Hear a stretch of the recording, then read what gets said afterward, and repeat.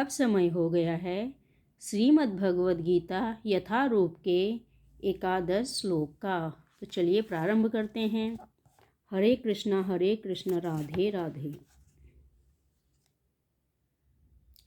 अन्येषु च सर्वेषु यथा भागं व्यवस्थिताः भीष्ममेवाभिरक्षन्तु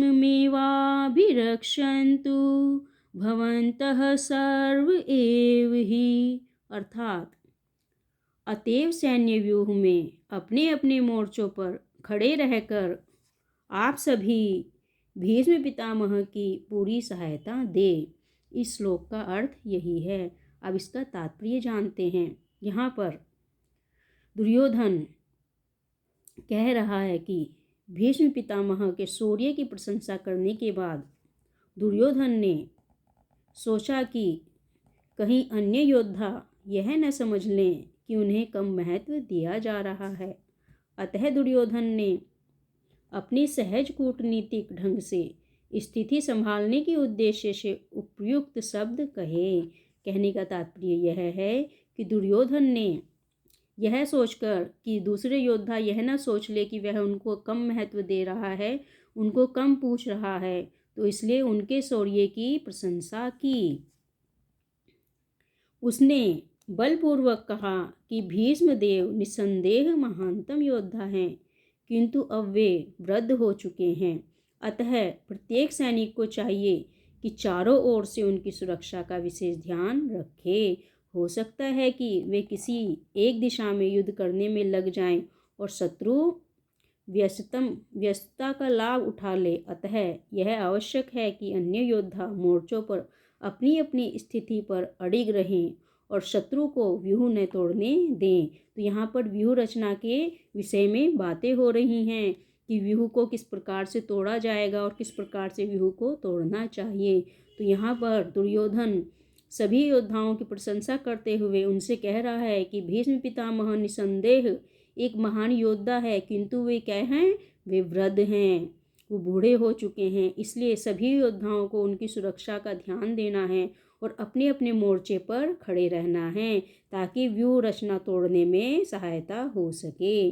दुर्योधन को पूर्ण विश्वास था कि कुरुओं की विजय भीष्मदेव की उपस्थिति पर निर्भर है। उसे युद्ध में भीष्मदेव तथा द्रोणाचार्य के पूर्ण सहयोग की आशा थी, क्योंकि वह अच्छी तरह जानता था कि इन दोनों ने उस समय एक शब्द भी नहीं कहा था जब अर्जुन को पत्नी द्रौपदी की असहाय अवस्था में भरी सभा में नग्न किया जा रहा था। अतः उसने न्याय की भीख मांगी थी। यह जानते हुए भी इन दोनों सेनापतियों के मन में पांडवों के लिए स्नेह था। दुर्योधन को आशा थी कि वे स्नेह को उसी तरह त्याग देंगे जिस तरह उन्होंने द्रुत क्रीड़ा के अवसर पर किया था। तो यहाँ पर जो है दुर्योधन सोच रहे हैं कि यहाँ पर कुरुओं के विषय में बातें हो रही हैं।